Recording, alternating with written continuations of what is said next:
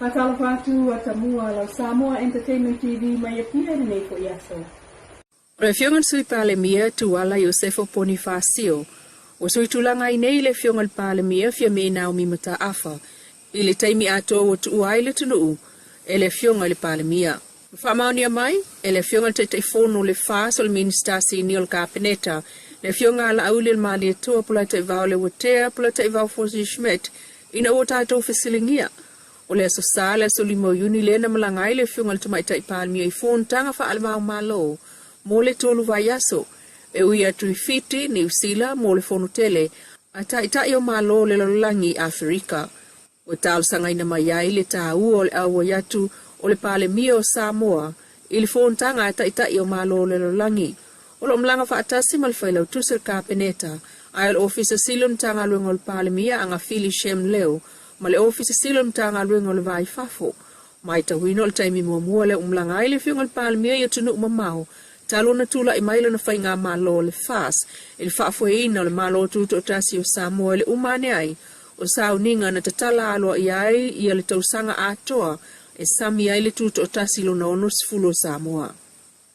Umai amal manuia le whainga palo tala i titi le tu malo ngā ngai whomonga numera lua. Le eise vevesi na o leo le file mu. Ma le whialo whani le na ngona i sui o le whaatutua le tu Samoa o tasi. Ma le tunu olo avene la tulangolango. Ile vai fa ufa ile fas. O manil palota mamanu malo le sui le fi angol fangoli. Fo isala lilo tu uyoane. Lona lua tu ia ile sui le fi angol sa maunga. So alo finea so poka so alo. Tulanga tolu le sui tau wa mai sa fune. Ya lo mia tau loa mo fanua sia anga. Ai tulanga fa ile si sui mai sa fune. Ya fale sa o pule va ya lia yosua. Ila o telenga o palota lona faitaunga le alo ia mua. Fo isala lilo e fase lau sfutasi. So alo finea so e tolu se lau voltolu. Lo mia tau loa e tolu se lau malfitu. Fale sao pule vai adia i ursua e tolu se lau maltolu. O le situ langa mata ina el palota lea.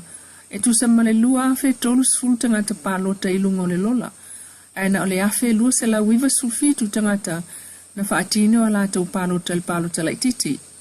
O le se ene ayo le nufole tu malo ia le fangoli i. O moli mawina ai le toe whaawawa nei. O le whaitautau sanga talo na malo lo mai le tofi. Ia le whanguali. Talo mai le taimi o le fionga ia feo ne maia. O lu mato feo ne maia sa ia i isi te mali i o le whanguali. Sa tau avea mai le tofi nga whaipule. Sa whapena fo i ona iei taimi o sa fune.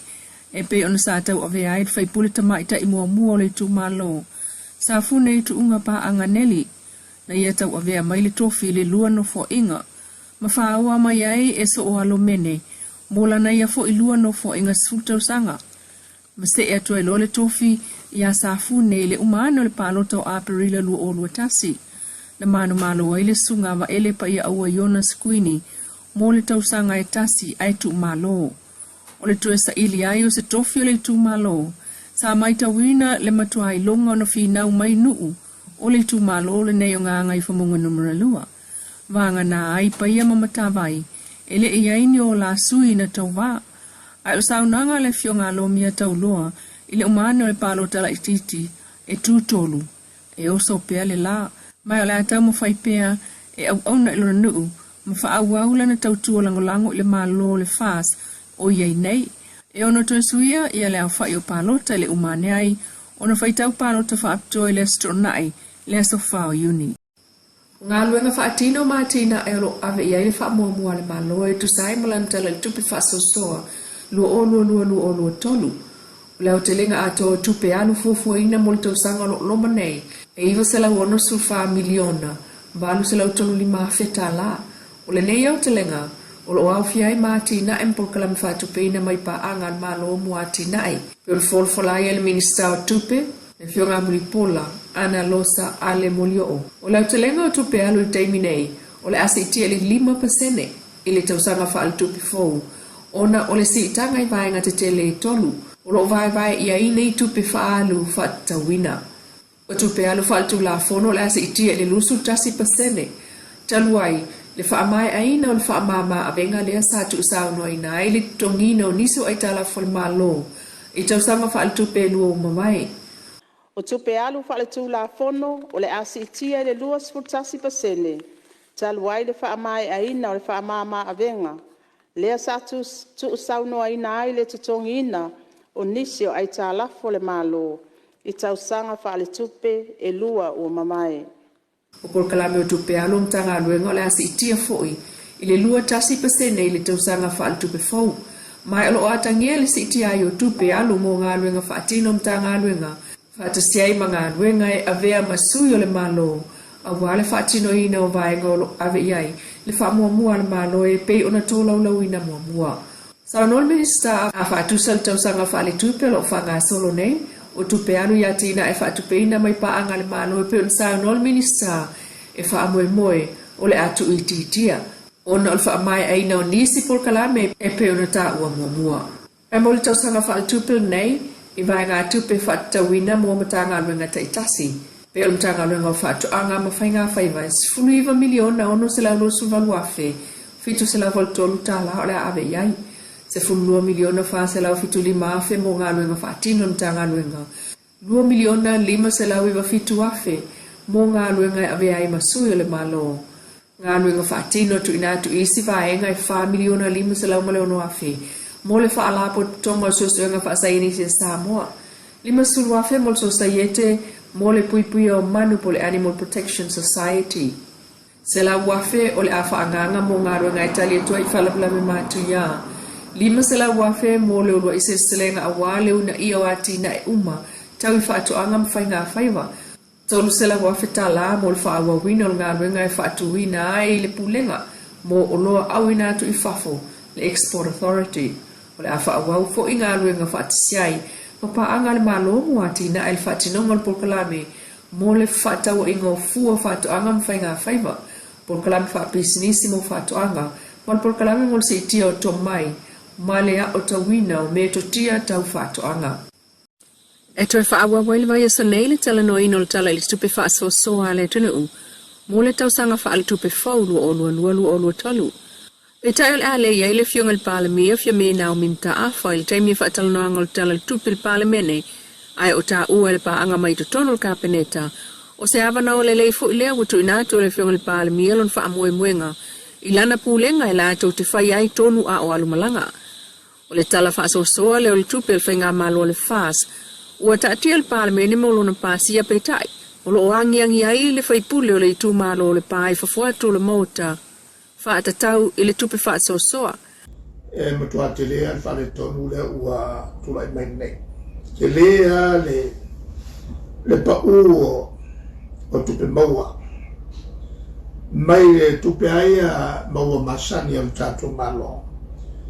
Sa valusela wiva su $5 miliona ile latu tala le tupe mamua len fai le su fa o se tema a lea ua pa mai lalo i le fitua lau $5 miliona e tu sa ma le $1 miliona tala le pa lea ua ia nei ia tupe maua al tatu atunu ma lea la ua reali mai ai ia le kelea o le tulanga o le tupe pa o lea ua matawina e ola e wiana ina fape ua pa ai o ise lenia ua au mai fofua no maua e a fo e o no le ausia ala no winga o lo maulunga pe ia fofua tupe maua ma le mau te malmalama e le mafuanga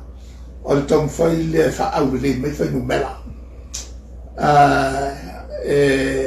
le matete ina ila tunu makau fa fe kau fa ngumela o le tal fa ngai mai le vola wa ni mai e o ila tinai tupe fanganga mo le tinai e o le fai on fafta ya tato chelen le u fala lo uma so ni mai fafo so fo mai fafo ua mo kwapa ua ai le mo fai ona lo iana sauno ngai fa mo ngal mota talu mai le aso fono le fai ungol masina taluai le fa malolo ai se ia se taimi Watalia le vang fa upfai le fatoto ile tua Samoa ua tasi le tofa fo isala lilo tu.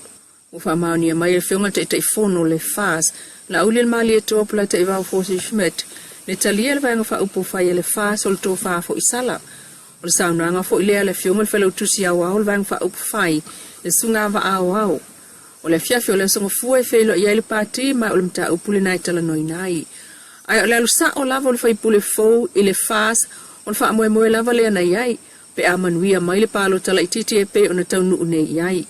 Na ia sao noe wha aftai alo na nuu au le tu malo o a inga wha apea foi le mamalu le au langolango mea tunu e mamau. Ai o stato wha tala noanga le nei le umane o le whaitau ngalo i o le palota i le fiafio le asto nai. Pe o na sao noa le whaipule fau o le tu malo le mafua anga na toe sui eilo na mafau fau e tau vā mai le tofi. Langa whainga kā le o mai o pa ia inga. Man mako ngunge ia whangori. Inga uia o kau mawhai o ke saungi le whamoe moe. Ele ese sa ukari nga abe mua mua, kari ale kasi. Sa ka kalo ili akua. Fua i mai mawhasosoangi mai. Aso kofi as whaleile whaamuka le whamoe moe ole, leskala inga o sui.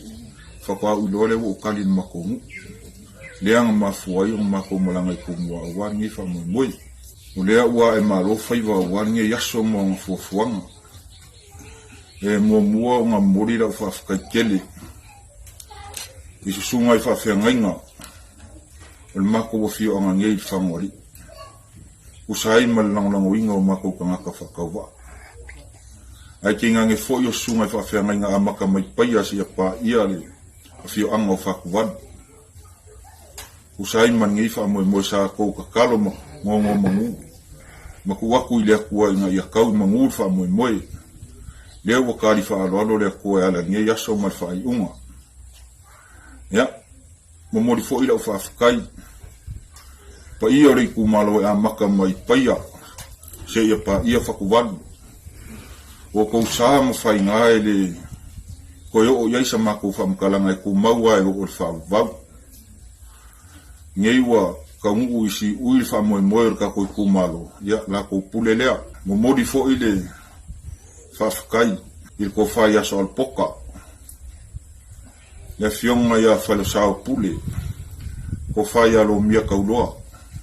Se ka aloa kama e whai mai euso. Lewa i uka ko whamoe moe. Lewa ko maila ko pule ia kia ua waka ua veinga o kiuke whi au mga luenga mari kofi o ka koe kumalo. Ai mga mangue le kausa ilia so walai malo awa upu whaio malo. Mai. Ma longa foi o ka oko mai kia saa. Nisi o ngei ainga saa masu o ka iau. Awasa mo malanga filifilinga i upu whaio malo. Amaka mai a ku lor sio. So ai malabea lio. O mai a ploka i wafos. O mai a la uli al mali e koa. So o kwai maso al menge. O mai ro kaimi leo u iange. O mafu anganga. E lain kau whaiakus whamakalanga. I lea kau sa ilia so walai malo a wau pu whaio malo. Petai o lo sila mio fo il tatu tunu o ele o lilo fo. I lalo o lo fionga lea na alu fatu to tasi. A le tal tono o leo whaalongo atu o na o e sao noa ngai. O leo le a e alu sa o lava i le vaenga wha upwhai le fas. Po le sa o lea? Ya, whaafukai mo le fisidi.